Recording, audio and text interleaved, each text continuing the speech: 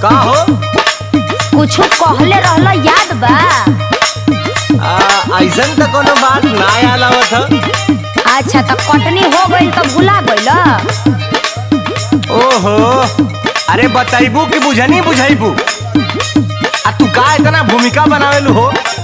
कौनो बात सीधे सीधे ना बोल सकेलू?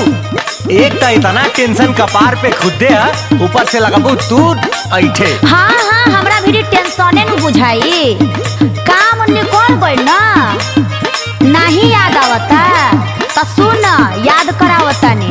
हाँ हाँ बताओ तो तनी। खाली खुशी लाई के करो वाला कटनिया हो, खाली खुशी लाई के करो वाला कटनिया हो, कहि के दियो ना झोलनिया ना। सीधे तो बतावे की चाहत रहल।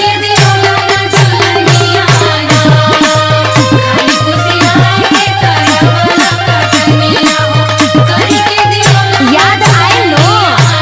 अरे पागल उ तो हमरा यादे बा, लेकिन कुछ दिक्कत बा। अरे सबर का फल मीठा होला, आ तहरो के मिली सबर का फल, आज ना तो कल। हाँ तो सबरे नु करता ने। धनवा के भाव तनी बढ़े दे तू धनिया हो, धनवा के भाव तनी बढ़े दे तू धनिया हो, तोह के गढ़ाई बैठू ना मिजाना के भाव तनी बढ़े दे तू धनिया हो, के भाव तनी बढ़े दे तू धनिया हो, तोह के गढ़ाई बैठू ना मिजाना के भाव तनी बढ़े दे तू धनिया हो, तोह के गढ़ाई बैठू ना मिजाना।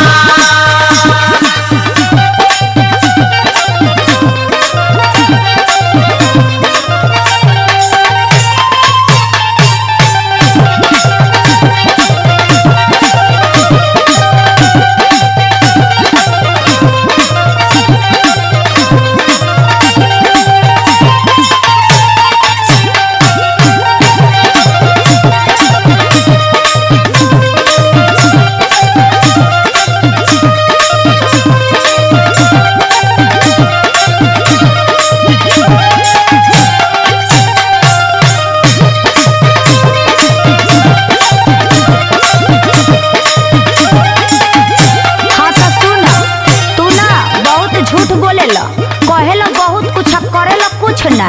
अरे पगली, अरे तू ही हमार हीरा है, तू ही हमार मोती है, तू ही हमार दाल है या तू ही हमार रोटी है, सब कुछ तू ही न है। अरे इतना मेहनतिया तू रही बजे न करीला। हाँ तो सुनियो ला, बहा पाइबा तो प्यार के न रस पाइबा, रात से जिया पे रजऊ तो रस जाइबा।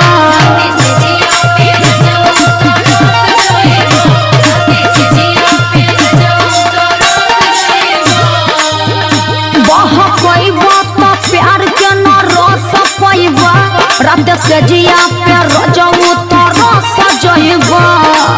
हमारा से चली ना तो हार बाई मनिया हो, हमारा से चली ना तो हार बाई मनिया हो, कहि के दियो ना झुलनिया ना।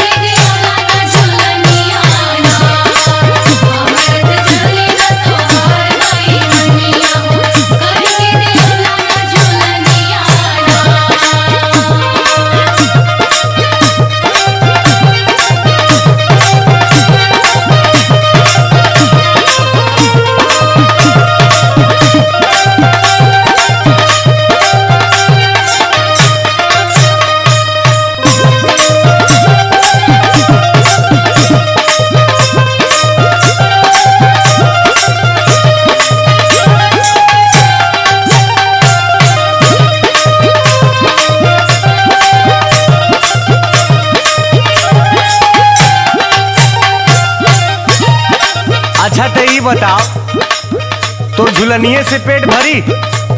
अरे राशनो तो चाहेला साल भर का। तोरा मन के करी ना तो का होई सुन। का होई हो? बड़ा सस्ता बा बेचे में खल जाई हो, पूरा धनवा झुलनिए में चल जाई हो।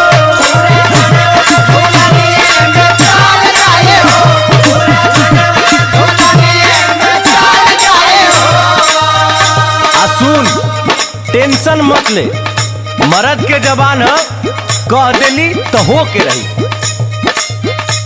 बड़ा सस्ता बा बेचे में खल जाई हो, पूरा धनवा झुलनिए में चल जाई हो। जेडिया रितेश नाही तोरी है बचनिया हो, डीपीआ आशीष नाही तोरी है बचनिया हो। तोहर के गढ़ई में झुलनिया ना। जेडिया रितेश नाही खाए है बचनिया हो, जेडिया रितेश नाही खाए है बचनिया हो।